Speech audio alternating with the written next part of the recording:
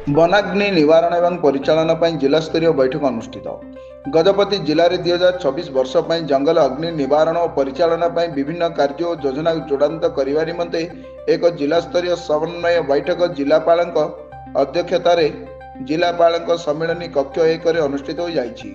एते पालाखिमुंडी बनखंड अधिकारी नागराजु उपस्थित पाला विधायक इंजीनियर रूपेश कुमार पाणिग्राही वर्चुआल मोड्रे बैठक में जोग देथिया बेले जिला अग्निशम अधिकारी सीडीएमओ जिला संस्कृति अधिकारी एसीएफ समस्त रेंज अधिकारी समस्त बीडीओ समस्त तहसीलदार एवं अन्य विभाग अधिकारी माने जोग देथिले।